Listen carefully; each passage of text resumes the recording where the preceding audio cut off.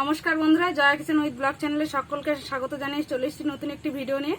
তো আজকে আমি এক বাটি সুজি দিয়ে দারুণ একটা মজাদার নাস্তা, মানে সকাল বিকালের জলখাবারের নাস্তা বানাবো। তো প্লিজ আপনারা পুরো ভিডিওটা দেখুন। তো নাস্তাটা বানানোর জন্য আমি এখানে নিয়ে নিয়েছি এক বাটির একটু কম সুজি, দিয়ে দিচ্ছি স্বাদ অনুযায়ী একটু লবণ, দিয়ে দিচ্ছি হাফ বাটি, মানে যতটুকু আমি সুজি নিয়ে নিয়েছি ততটুকুই কিন্তু এখানে আমি ময়দা দিচ্ছি। তো আপনারা চাইলে ময়দার পরিবর্তে কিন্তু এখানে আটাও ব্যবহার করতে পারেন। দিয়ে দিচ্ছি হাফ বাটি টক দই। এরপর এখানে দিয়ে দিচ্ছি 2 চামচ একটু চিনি। এবারে দিয়ে দিচ্ছি চিলি ফ্লেক্স। তো আপনারা এটা অবশ্য নিজেদের পছন্দ মতো দিবেন। এরপর এখানে সবশেষে দিয়ে দিচ্ছি হাফ চামচ একটু গোটা জিরে,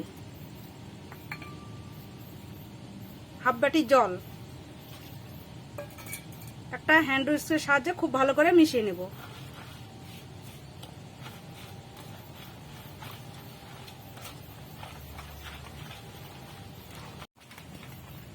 হাফ বাটি জল দিয়ে আমি মিশিয়ে নিয়েছি। দেখুন এরকম ঘনত্ব হয়েছে। তো আমার মনে হচ্ছে আরো একটু জল লাগবে এখানে।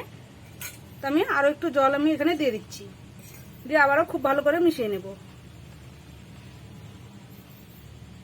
মোট আমি এখানে এক বাটির একটু কম জল দিয়েছি।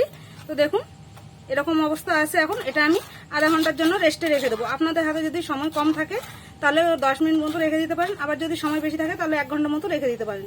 এতে করে সুজিটা ফুলে খুব সুন্দর স্মুথ হয়ে যাবে। তো এবার এটা ঢেকে আমি আধা ঘন্টা রেখে দেবো। আমি এবারে আধা ঘন্টা পর চলে এসেছি। এবারে ঢাকনা খুলে দেখে নেব কেমন অবস্থা। তো দেখুন অনেকটাই কিন্তু সুজিটা ফুলে উঠেছে আর অনেকটাই ঘন হয়ে গেছে। তো এবারে এর মধ্যে আরো দুটো জিনিস আমি মিশিয়ে দেবো। এখানে দিয়ে দিচ্ছি আমি 1 চামচের 4 ভাগের 1 ভাগ বেকিং মানে সোডা, খাওয়ার সোডা, আর হাফ চামচ দিয়ে দিচ্ছি বেকিং পাউডার। বেকিং সোডাটা কিন্তু কম দিতে হবে আর বেকিং পাউডারটা একটুখানি বেশি। এবারে খুব ভালো করে মিশিয়ে নেব। বেকিং সোডা আর বেকিং পাউডার দিয়ে খুব ভালো করে মিশিয়ে নিয়েছি। দেখুন ঘনত্বটা এর থেকে বেশি পাতলা। কিন্তু এবারে এরকম একটা পাত্র নিয়ে নিয়েছি আমি। আপনারা চাইলে কিন্তু স্টিলের মানে টিনের বাটিও নিতে পারেন কিংবা ছোট ছোট স্টিলের বাটিতেও করে নিতে পারেন। তো আমি একটাই করব, সেই জন্য একটা বড় পাত্র নিয়ে নিলাম।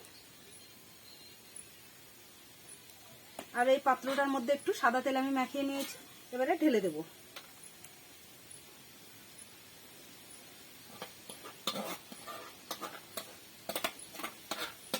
সমস্ত সুজির ব্যাটারটা ঢেলে দিয়েছি। এবারে একটু এভাবে ঢাকিয়ে দিয়ে দেবো যাতে নিচে কোনো রকম মানে ফাঁকা থেকে যায়, বাতাস যাতে না ঢুকতে পারে। এবারে আগে থেকে আমি উনুনটা জেলে কড়াইটা বসিয়ে দিয়েছি আর কড়াইয়ে জল দিয়েছি আর একটা স্ট্যান্ড বসিয়ে দিয়েছি। এটা আমি আজকে ভাপে বানাবো। এবারে এই পাত্রটা এখানে বসিয়ে দিলাম, দিয়ে ঢাকনা দিয়ে 15 মিনিট মতো জাল করে নেব। দেখুন বন্ধুরা, আধা ঘন্টা পর আমি ফিরে এসেছি। মানে 15 মিনিট বলেছিলাম, তো আমি 15 মিনিটের জায়গায় আধা ঘন্টা পর ফিরে এসেছি। তো দেখুন এবারে আমার মোটামুটি সুজির নাস্তাটা রেডি হয়ে গেছে। হাত দিয়ে দেখে নিলাম আমি, তো খুব সুন্দর হয়ে গেছে। এবার নামিয়ে নিয়েছি, নিয়ে হাতের সাহায্যে একটু আমি ছাড়িয়ে নিচ্ছি সাইডগুলো, এতে করে খুব সুন্দরভাবে নিচ থেকে মানে ছেড়ে দেবে। এবারে হাতের সাহায্যে করে নিয়ে এই যে দেখুন আমি একটা থালা নিয়ে নিয়েছি। থালাটার মধ্যে এবারে এটা উপর করে দেবো, দিয়ে একটু হাতের সাহায্যে বাড়ি দিয়ে নেবো যাতে ভিতরে না লেগে যায়। তো দেখুন এই যে আমার অসাবধানতার জন্য সামান্য একটু লেগে গেছে, তো কোনো ব্যাপার না বন্ধুরা। এটা মানে খুব সুন্দর ফুলেছে কিন্তু, আর দেখতেও দারুণ হয়েছে, মানে খেতেও অসাধারণ লাগে। তো এই যে দেখুন অল্প একটু লেগে গেছে ওখানে আমার অসাবধানতার কারণে। তো এবারে আমি খুব সুন্দর করে কেটে নেব। আপনারা চাইলে আপনাদের পছন্দ মতো সাইজ করে কেটে নিতে পারেন। আমি আমার পছন্দ মতো কেটে নিচ্ছি। তো বন্ধুরা আজকে এই রেসিপিটি যদি ভালো লাগে, নতুন বন্ধু হয়ে থাকলে আমার চ্যানেলটি সাবস্ক্রাইব করে আমার পাশে থেকে যাবেন। আর পুরাতন বন্ধু হয়ে থাকলে ভিডিওটি দেখার শেষে যদি ভালো লাগে একটা লাইক অবশ্যই দেবেন আর কমেন্টে জানাবেন কেমন লেগেছে।